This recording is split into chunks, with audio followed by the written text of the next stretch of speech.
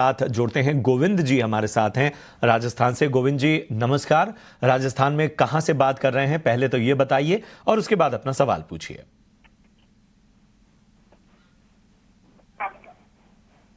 जी गोविंद जी, आवाज आ रही है आपको?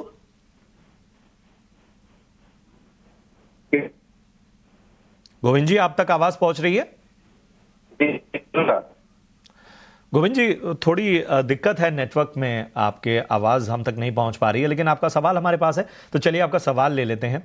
गोविंद जी का सवाल एबी कैपिटल पे है और 4000 शेयर इनके पास हैं और 166 के स्तर पे इन्होंने ये स्टॉक का परचेज किया था। फिलहाल जो है वो नुकसान होता हुआ, क्योंकि क्वांटिटी बहुत ज़्यादा है। हालांकि इनके भाव से थोड़ा ही नीचे है स्टॉक, लेकिन आगे क्या रणनीति होनी चाहिए इसको हम समझने की कोशिश करते हैं। अविनाश जी गुड मॉर्निंग, बताइए एबी कैपिटल क्या होगी आपकी रणनीति? 166 की खरीद, लेकिन 4000 है शेयर्स की संख्या, तो नुकसान थोड़ा सा ज्यादा होता हुआ। गुड मॉर्निंग प्रशांत। देखिए, मुझे लग रहा है कि एवी कैपिटल इनको होल्ड करना चाहिए। सबसे बड़ी बात एवी कैपिटल में हमको लग रहा है कि ग्रोथ मोमेंटम काफी स्ट्रांग है। पिछले क्वार्टर में भी कंपनी ने अच्छे नतीजे डिक्लेयर किए थे और जो एसेट मैनेजमेंट कंपनी है प्लस जो दूसरे कारोबार है जैसे ब्रोकिंग है, वेल्थ मैनेजमेंट है, हमको लग रहा है कहीं ना कहीं देखिए वैल्यू अनलॉकिंग के लिए जगह है। इस साल तो नहीं बट अगले साल ऑब्वियसली ऐसा लग रहा है कि कहीं न कहीं दूसरे बिज़नेसेस को भी वैल्यू अनलॉक करने की बात मैनेजमेंट कर रही है। और ऊपर से मुझे लग रहा है कि जो एसेट मैनेजमेंट का बिज़नेस है, वो काफ़ी अच्छी तरह से चल रहा है। Third largest asset management company Birla चलाती है। तो कहीं न कहीं देखिए अगर थोड़ा-सा इनका नज़रिया 6 से 12 महीना है, तो यहाँ पे होल्ड करिए। मुझे लग रहा है कि अभी इनका कॉस्ट प्राइस और मार्केट प्राइस मोर और लेस एक ही है। तो थोड़ा समय अगर ये देते हैं, तो अच्छी खासी कमाई आपकी हो सकती है। तो थोड़ा-सा टाइम फ्रेम लंबा रखिए 6 टू 12 मंथ्स और उसके बाद एक अच्छा रिस्क रिवॉर्ड इनको मिलेगा, तो होल्ड करने की राय। ठीक है, आदित्य बिरला कैपिटल को होल्ड करने की सलाह है। अगले दर्शक का सवाल लेंगे। भोपाल से रमेश जी हमारे साथ हैं। रमेश जी नमस्कार, पूछिए क्या जानना है आपको सर? सर नमस्कार। मेरा प्रश्न है लैंडमार्क जी। कार पे है सर। मैंने 6 माह पहले इसको 690 रुपए में लिया था और ये पढ़ के लिया था कि भाई ये अभी जो प्रीमियम गाड़ी और इसका लग्जरी गाड़ियों का डिमांड बढ़ने वाला है, मार्केट बढ़ने वाला है हमारे इंडिया में, इसको सोच के मैंने लिया था सर। और मैं सर मेरा क्वेश्चन ये है सर कि मैं इसको और 5-6 माह के लिए 4-5 साल के लिए मैं थीम रख रहा हूँ इसको। तो सर ये कैसी थीम काम करेगी? क्या इसमें और ऐड कर सकता हूँ सर मैं? क्या मैं लॉन्ग टर्म के लिए सोच रहा हूँ सर इसमें, और इसमें क्या क्या सर मतलब कुछ इसमें इसका बिजनेस कैसे ग्रो करेगा, कुछ इसमें निगेटिव पॉइंट तो नहीं आएंगे सर? मैं इसको पूछना चाहता हूँ सर आपसे। ऐसी कुछ निगेटिव तो नहीं है रमेश जी। हालांकि शेयर ये अगर आप साल भर में देखेंगे तो 60-70% के आसपास के रिटर्न्स हैं। 6 महीने थोड़े से रेंज में ज़रूर रहा है, लेकिन आपके भाव से तो अभी भी ये 100 रुपये पर कारोबार कर रहा है। ठीक ठाक रिटर्न कहते हैं। अगर इक्विटी मार्केट में आपको 15% का रिटर्न मिल जाए अगर सालाना आधार पर, तो बढ़िया रिटर्न कहे जाते हैं। फिर भी एक व्यू ले लेते हैं। और एक अच्छी चीज़ ये है कि लैंडमार्क कार्स जो है ना, लग्जरी कार से निकल के अपने पोर्टफोलियो को थोड़ा सा बढ़ा भी रही है, विस्तार भी कर रही है उसका। अविनाश जी, सही स्ट्रेटजी होगी 4-5 साल अगर देते हैं लैंडमार्क कार्स को तो? देखिए पहली बात तो अभिषेक, मुझे लग रहा है कि देखिए गाड़ियों का जो सेल हो रहा है पिछले 1-2 सालों से, वहाँ पे एक ट्रेंड काफ़ी विज़िबल है कि प्रीमियम गाड़ियाँ और महँगी गाड़ियाँ ज़्यादा बिक रही है। लैंडमार्क कार्स ऐसे ऐसे डीलर है जो मर्सिडीज़ और जो फॉरेन कंपनीज़ है, वहाँ के गाड़ियाँ से बेचते हैं। तो डेफ़िनेटली हमने देखा है कि ये सारी जो लग्ज़री गाड़ियाँ हैं, बहुत ही तेज़ी से इनफैक्ट इनका सेल हो रहा है। तो आने वाले कम से कम 5 साल नहीं बट कम से कम एटलीस्ट 2-3 साल के लिए तो ये ट्रेंड चलता रहेगा और यहाँ पे मार्जिन्स भी अच्छे मिलते हैं। इन्होंने अपना नेटवर्क भी ग्रेजुअली बढ़ा दिया है। अभी हाल ही में इन्होंने हैदराबाद में अपनी डीलरशिप खोली है। तो कहीं न कहीं देखिए मार्केट में एक बात सबको अच्छी लग रही है कि नॉट ओनली गाड़ियों का रेंज इन्होंने बढ़ा दिया है, लेकिन नेटवर्क इनका डिस्ट्रीब्यूशन नेटवर्क भी बढ़ा है और यहाँ पे काफ़ी बड़े निवेशक यहाँ पे ऑलरेडी एंटर कर चुके हैं। तो वो एक बात और पॉज़िटिव है स्टॉक के लिए। तो मेरे ख्याल से करीबन 1.5-2 साल का ये नज़रिया रखते हैं, तो मेरे ख्याल से बहुत ही अच्छा risk reward even current level से भी पॉसिबल है। बट मेरे ख्याल से अगर खरीदना है, तो थोड़ा-सा मार्केट को करेक्ट होने दीजिए, उसके बाद निचले लेवल पे डेफिनिटली इनको रिस्क रिवॉर्ड और ज़्यादा मिलेगा। नदीम का हम सवाल लेंगे और नदीम का जो सवाल आया है वो है गांधार ऑयल पर। हाल की ही लिस्टेड ये कंपनी है, बहुत अच्छी लिस्टिंग हुई थी। 1700 शेयर हैं, 287 रुपए के भाव के इनके पास। इस वक्त जो भाव है 273 रुपये के आसपास का है, तो थोड़े से ऊपरी स्तर पर लिए हैं गांधार ऑयल को। अविनाश जी, क्या करें, निवेशित रहें, समय दें इसमें? नहीं, बिल्कुल अभिषेक, देखिए मुझे लग रहा है कि न्यू इश्यू लिस्टिंग्स में ऐसा ही होता है कि थोड़े समय के बाद स्टॉक में थोड़ी सी गिरावट आपको देखने को मिलती है, लेकिन फंडामेंटल्स कंपनी के बहुत मजबूत है। कंपनी काफी वेल नोन प्लेयर है लुब्रिकेंट स्पेस में, और जिस प्रकार से नतीजे इन्होंने अभी तक डिक्लेयर किए हैं, मेरे ख्याल से जो पहला क्वार्टर इनका आएगा लिस्टिंग के बाद, वो काफी तगड़ा होना चाहिए, यानी कि दिसंबर क्वार्टर। मेरे ख्याल से अगर इनका नजरिया 12 से 15 महीने तो निवेशित रहिए। मुझे लग रहा है कि जिस लेवल पे इन्होंने एंट्री की है, कम से कम 325-330 की फेयर वैल्यू इनको मिलेगी। तो वहाँ तक मेरे ख्याल से एटलीस्ट होल्ड करने की राय है। उसके बाद जैसे नंबर्स आएँगे, मैनेजमेंट की कमेंट्री आएगी, उसके बाद हम एक फ्रेश रिव्यू ले सकते हैं। लेकिन फिलहाल मुझे लगता है इनको होल्ड करना चाहिए। कहते हैं, गांधार ऑयल आपको होल्ड करने की सलाह अविनाश जी की तरफ से आती हुई। चलिए बढ़ते हैं आगे। अगले जो दर्शक हैं उनका नाम है आरबी सिंह, और इन्होंने सोशल मीडिया के जरिए अपना सवाल हम तक पहुंचाया है। इनका सवाल त्रिवेणी इंजीनियरिंग पर है। इनके पास त्रिवेणी इंजीनियरिंग के 1000 शेयर हैं। 406 के भाव पे इन्होंने खरीदारी की है, तो काफ़ी ऊपरी स्तरों पे त्रिवेणी इंजीनियरिंग में इन्होंने एंट्री ली है, और इस वक्त जो है वो अच्छा खासा नुकसान यहाँ पर होता हुआ। अविनाश जी, ज़रा बताइए त्रिवेणी इंजीनियरिंग क्या करना चाहिए? 406 की खरीद है, नुकसान भी ज़्यादा है। नहीं, मेरे ख्याल से देखिए क्लियरली त्रिवेणी इंजीनियरिंग की हम बात करें तो बेसिकली स्टॉक में थोड़ी-सी कटौती इसलिए आई है क्योंकि हाल ही में एथेनॉल को लेके थोड़ी-सी दिक्कत आई थी। बट मेरे ख्याल से अगर आप लॉन्गर टर्म पिक्चर देखेंगे तो कंपनी का जो बैलेंस शीट है, कंपनी का जो बिज़नेस मॉडल है, वो काफ़ी स्ट्रॉन्ग है। मेरे ख्याल से 2-3 क्वार्टर अगर निवेशक यहाँ पे निवेशित रहता है, तो मेरे ख्याल से इसमें कोई डाउट नहीं कि बाउंस बैक ज़रूर आएगा। अगले साल तो इनके लिए काफ़ी अच्छा होना चाहिए। तो हो सके तो थोड़ा-सा एवरेज भी कर लीजिए, लेकिन लंबा नज़रिया रखिए। कंपनी काफ़ी वेल मैनेज्ड है, मैनेजमेंट भी काफ़ी अच्छा है। बट ओनली थिंग इज़ कि शॉर्ट टर्म में हो सकता है कि स्टॉक थोड़ा-सा रेंज बाउंड रहे। तो अगर 6 टू 12 मंथ्स का नज़रिया है, तो यहाँ पे निवेशित रहिए। ठीक है, 6 से 12 महीने की नज़रिए से आपको निवेशित रहने की सलाह है। हरियाणा चलेंगे, वहां से ठक्कर हैं मुंबई से। कल्पना जी, गुड मॉर्निंग। पूछिए क्या जानना चाहती हैं आप? Good morning sir. मेरे पास IREDA के IPO के शेयर हैं, जी जी, तो लॉन्ग टर्म के लिए मुझे राय चाहिए उस पे। क्या चलिए करूं लॉन्ग मैं? टर्म के लिए राय आपको देते हैं। और हम देख सकते हैं कि चूंकि आपको आईपीओ में ये स्टॉक लगा है, तो आपको बेहतर मुनाफा यहाँ पर होता हुआ। आगे का नज़रिया लॉन्ग टर्म के लिए कैसा होगा? अविनाश जी ज़रा बताइए, इरडा क्या आपकी सलाह होगी? सबसे पहली बात तो इनको मैं कांग्रेचुलेट करूँगा कि बहुत ही अच्छे कंपनी में इन्होंने आईपीओ में शेयर मिले हैं इनको। देखिए ₹32 का शेयर पे अभी करीबन 96-97 का रेट चल रहा है। ऊपर में ये 110 तक गया था। मेरी राय में तो इनके पास 460 शेयर है, तो एटलीस्ट इसमें से 50-100 शेयर ये प्रॉफिट में निकाल ले, क्योंकि उनकी कैपिटल पूरी निकल जाएगी। और बाकी की क्वांटिटी कम से कम 1.5-2 साल के लिए होल्ड करिए, क्योंकि इरेडा जो स्पेस में काम करता है, रिन्यूएबल एनर्जी बेसिकली यहाँ पे बहुत अच्छा ग्रोथ होने की पॉसिबिलिटी है। कम से कम मुझे लग रहा है कि ये लेवल से भी डबल होने की पॉसिबिलिटी है। लेकिन हाँ, यहाँ पे मुनाफ़ा ज़रूर बुक कर लीजिए, क्योंकि ऐसे बाज़ार में जब तक आप पेपर प्रॉफिट्स को कैश फ्लो में नहीं कन्वर्ट करते, तब तक कुछ मतलब नहीं होता है। तो यहाँ पे अपना कैपिटल रिकवर कर लीजिए, बैलेंस क्वांटिटी अगले 1.5-2 साल के लिए होल्ड करिए। होल्ड करने की सलाह, और आपको किस तरह से यहाँ पर रणनीति बनानी है, ये भी अविनाश जी ने आपको सलाह दी। अविनाश जी, अगर जो लोग यहाँ से एंट्री करना चाहते हैं, उनके लिए क्या सलाह होगी? क्या वो किसी और करेक्शन के लिए रुक जाएं, या यहाँ से भी एंट्री ली जा सकती है? नहीं, देखिए प्रशांत, 85-90 का जो लेवल है वो काफ़ी इरेडा के लिए काफ़ी स्ट्रॉन्ग है। और यहाँ पे 1.5-2 साल का नज़रिया ही रखिए। मेरे ख्याल से देखिए साल भर में तो मुझे नहीं लगता है कोई बड़ी अपसाइड आएगी, क्योंकि ऑलरेडी ₹32 का शेयर आपको 90-92 में ऑलरेडी ट्रेड हो रहा है। तो कोई फिक्स रिवॉर्ड के पॉइंट ऑफ व्यू से अगर किसी को अच्छा पैसा कमाना है, तो मेरे ख्याल से 1.5-2 साल का नज़रिया रखिए, और 85 और 90 के रेंज में इसको खरीदने के चांसेस मिलते हैं, तो ज़रूर इसको एक्यूमुलेट करिए। आए आप सभी के लिए। गुड मॉर्निंग, पूछिए क्या जानना है आपको? हाँ, गुड मॉर्निंग सर। सर हमारा जॉस डायल शेयर है 60, तो खरीद पर रेट है 880। Sir I can wait for 6 month.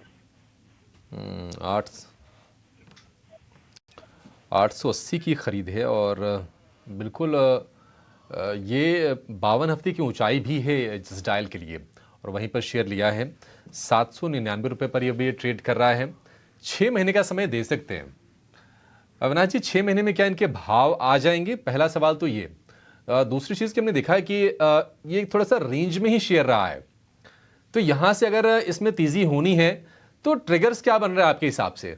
Fundamental assessment आपका क्या कह रहा है इसके लिए? नहीं, देखिए अभिषेक, मुझे लग रहा है कि जस्ट डायल एक ऐसी कंपनी थी तो मेरे ख्याल से अपने डेटाबेस के लिए मानी जाती थी। अभी इन्होंने एक इलेक्ट्रॉनिक ऐप लॉन्च किया है और अंदाजा था कि इस ऐप से इनको काफ़ी बड़ी स्केलेबिलिटी मिल जाएगी। अभी तक उतनी स्केलेबिलिटी इनको मिली नहीं है, लेकिन हाँ, एक बात तो मैं कहूँ कि जस्ट डायल एक ब्रांड जो है मार्केट में काफ़ी वेल नोन है। अभी भी लोग इस नाम को अपने सर्चेज़ के लिए बहुत अच्छी तरह से यूज़ करते हैं। और सबसे बड़ी बात, कंपनी का बैलेंस शीट की बात करें तो कंपनी बिल्कुल कर्जा मुक्त है, काफ़ी कैश कंपनी के बुक्स पे है।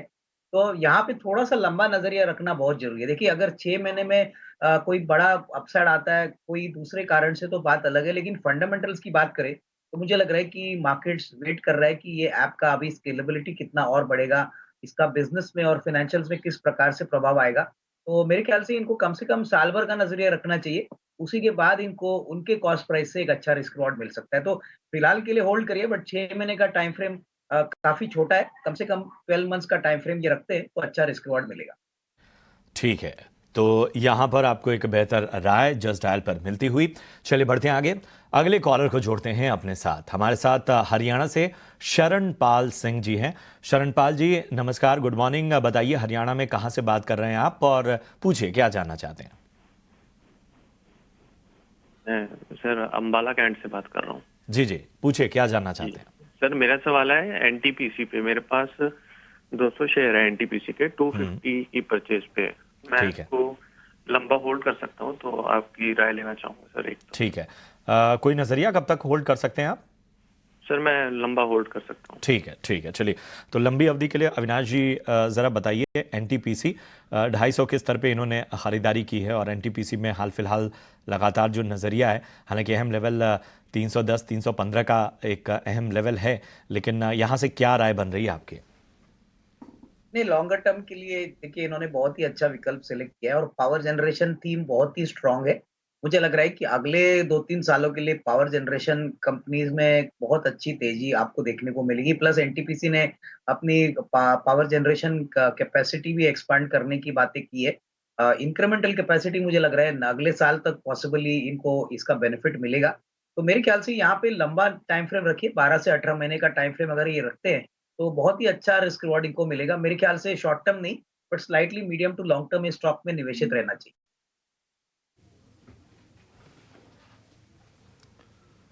ठीक है, मीडियम टर्म के लिए निवेशित रहने की सलाह है। अगले दर्शक को जोड़ेंगे अपने साथ और हैदराबाद से गंगा दास जी का सवाल लेंगे।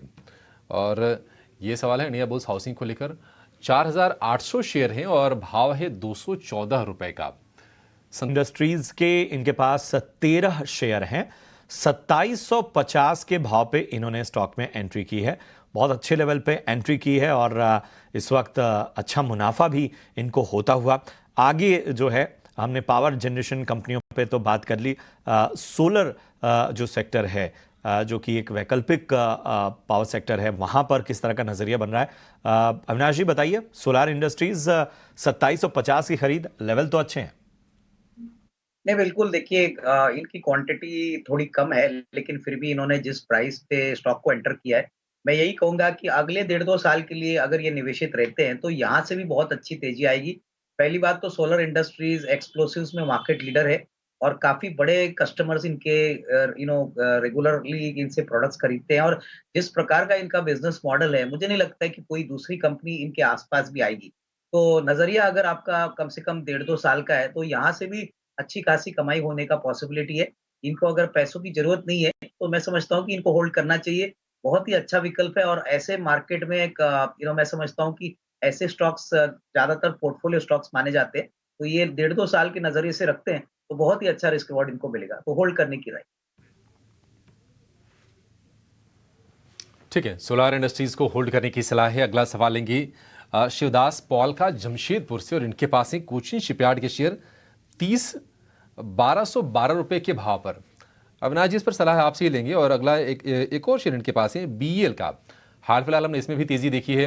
जो डिफेंस वाले जो स्टॉक्स हैं ना, वहाँ पर लगातार तेज़ी है। और कोचिन शिपयार्ड ऐसा शेयर रहा है कि साल भर में करीब 2.5 गुना हो गया है। और अच्छी चीज़ ये रही है कि जो डिप्स आए हैं उसमें लोगों को मौके मिले हैं और उसके बाद फिर ये शेयर चला है। अब क्या सलाह देंगे? अभी और लंबी चौड़ी रैली है, या फिर अगर प्रॉफिट हो रहा हो तो थोड़ी सी प्रॉफिट टेकिंग के बारे में सोचना चाहिए? मेरे ख्याल से देखिए, अगर डिफेंस कंपनीज की बात करें तो डिफेंस एक मल्टी ईयर थीम है, और मुझे लग रहा है कि अगले साल की बजट में भी गवर्नमेंट जो मेक इन इंडिया का जो प्रोग्राम है उसमें और एग्रेसिवली कोई नई और प्रोडक्ट्स अनाउंस करेंगे।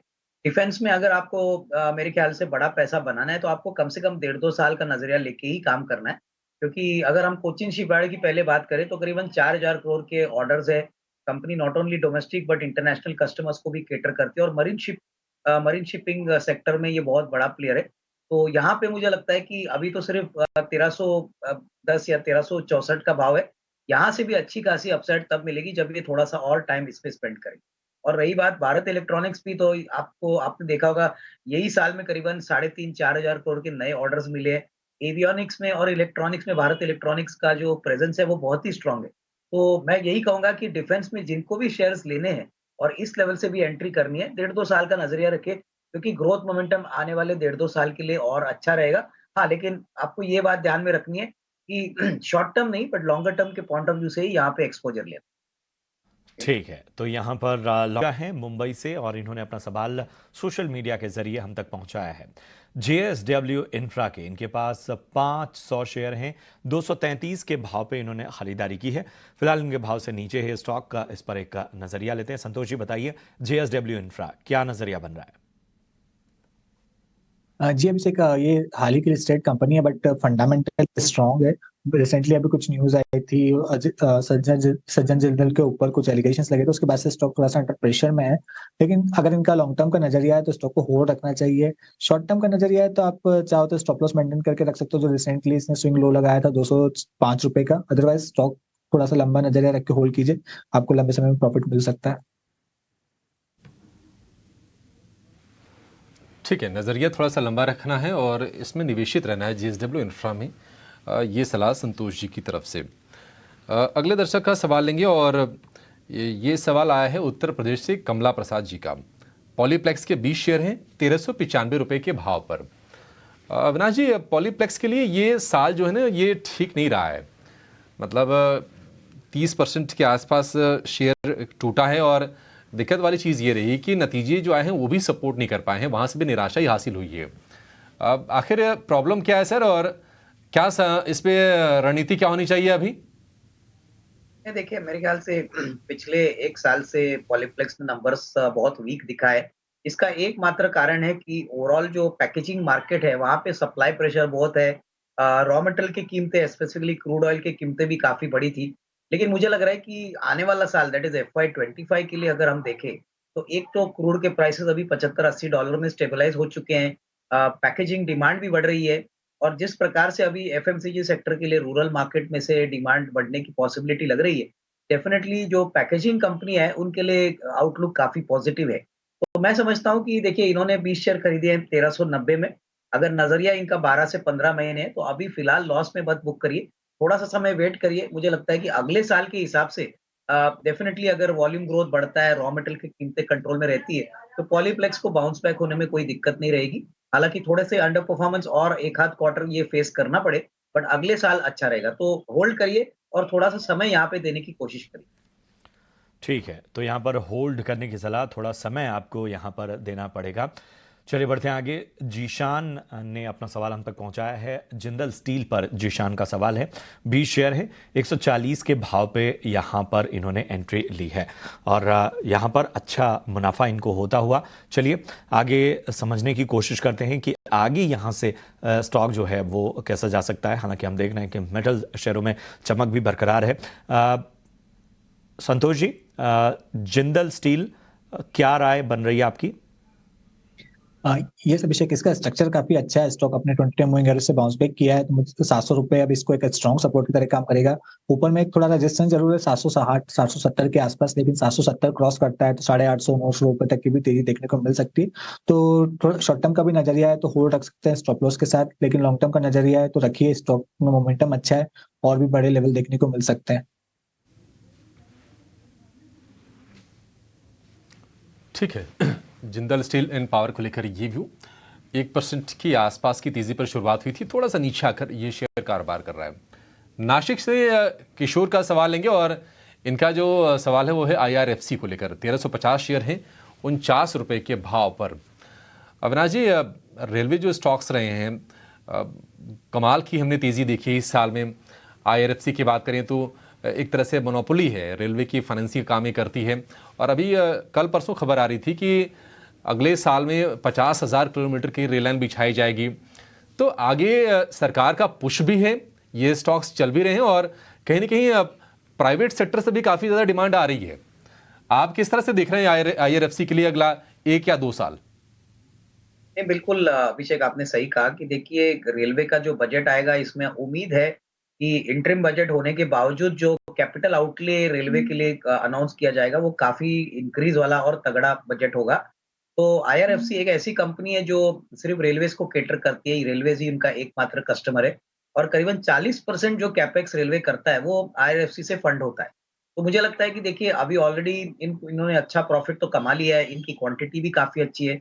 मेरे ख्याल से और 2-3 महीना अगर ये वेट करते हैं तो मेरे ख्याल से डेफिनेटली जब रेलवे बजट अनाउंस होगा, यानी कि नॉर्मल यूनियन बजट के टाइम पे, तभी डेफिनेटली इसमें और थोड़ी सी तेजी होने का पॉसिबिलिटी लग रही है। स्टॉक अभी कंसोलिडेट हो रहा है, बट मेरे ख्याल से ये न्यूज़ फ्लो आने के बाद इसमें अच्छी शॉर्ट टू मीडियम टर्म तेजी बन सकती है। तो फिलहाल के लिए मेरे ख्याल से यहाँ पे होल्ड करें। इनको अगर पैसों की जरूरत नहीं है तो यहाँ पे होल्ड करना जरूरी है। अगले 12 से 15 महीने का आउटलुक तो पॉजिटिव ही लग रहा है। ठीक है, तो यहाँ पर जो नज़रिया है बहुत सकारात्मक और आगे का नज़रिया भी आपको दे दिया गया है। बढ़ते आगे, सूरज हैं कर्नाटक से।